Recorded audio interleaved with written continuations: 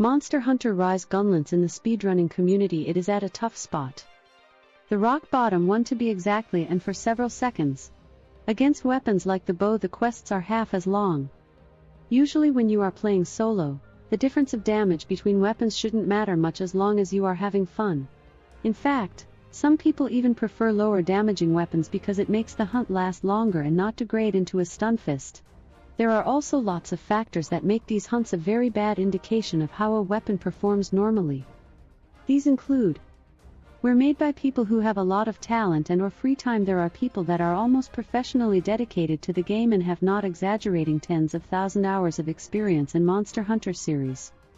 They are using the most damage optimized equipment they can use to clear the quest. They might even be running heroics or adrenaline that requires you to play with very low health. Think that doesn't matter at all when they are pushing for a world record, since the most minimal error or deviation of the battle scripts means they are quitting and repeating.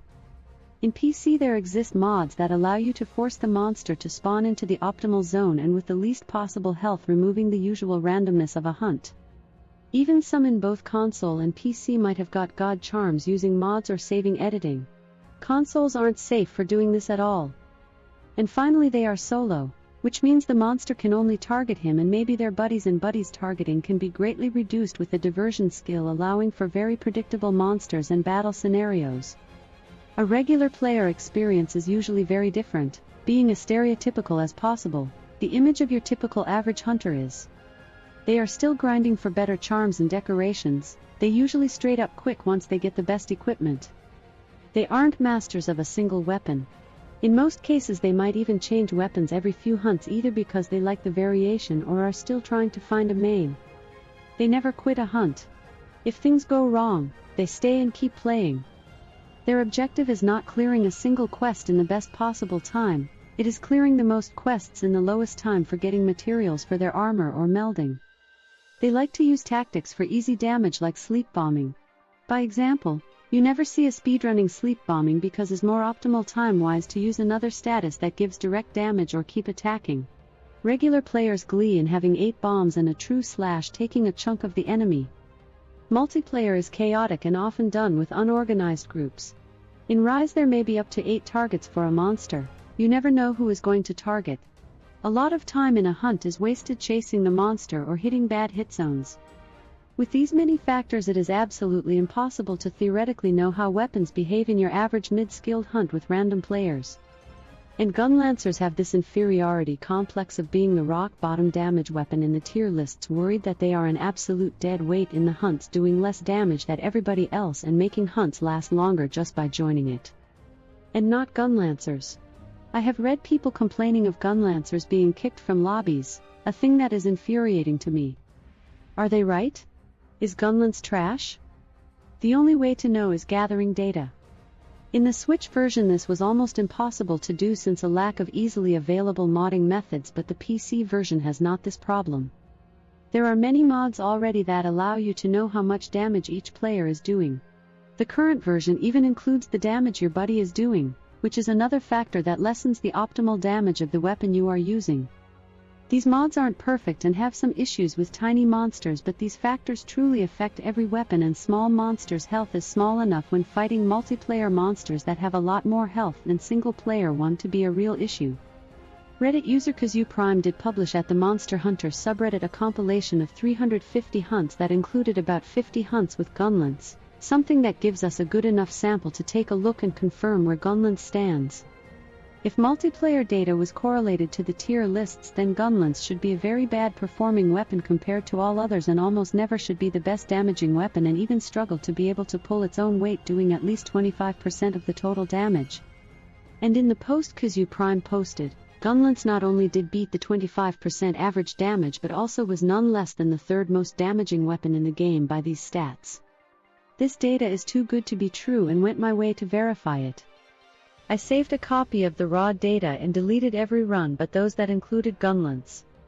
Here at a first glance you can see some weird hunts where other players are doing less than a 15% of the total damage. That is too low for considered valid data, and in most of these Gunlance is doing 30 or more % damage, that is skewing the average up.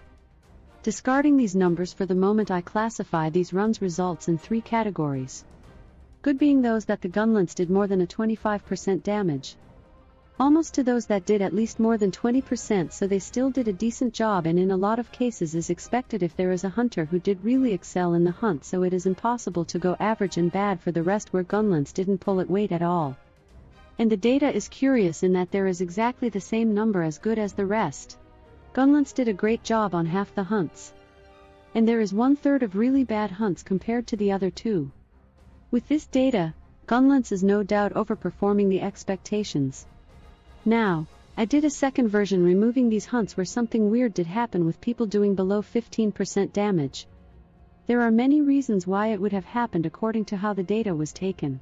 By example, damage done by mounting is not counted, so if a player is going around the map to get monsters from far is not having their real damage contabilized.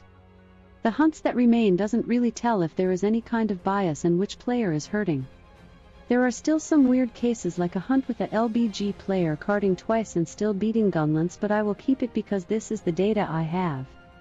And the results is that even with this, we still are having an average just above 25%, and the number of good hunts is 13 versus 15, that is only one off of being 50%. So yes, even removing the most biased hunts, Gunlance is still good there. The average is worse by almost 2 points, but seriously, I'm happy enough to see Gunlance doing as good as the rest of the weapons. Besides the reasons I said before, I can think of many reasons why Gunlance in particular is doing this well in multiplayer. Here are a few ones. It is an easy weapon to build and use. You can get good enough damage with Artillery 3 and load shells without needing to invest in a critical build and having to roll a good like charm. Fixed damage makes it so even less skilled players can do decent damage without hitting good hit zones. Blast Dash allows you to stay on top of the monster when it moves around too much with all those players around. Also, it allows you to chase the monster quickly even if you are using a Palico. Finally, Gunlance has very good defensive options and can keep himself on top of the monster without having to stop to heal. Gunlance is very good at keeping and doing average damage. Is not a DPS beast, but unless you goof too much you should be able to do as much damage as the rest and be not at all a dead weight. So if you are a Gunlance kicker, shame on you. And if you are a Gunlance user, keep on, you are doing fine. Sometimes you do better, sometimes you do worse. But regardless of any data, have fun.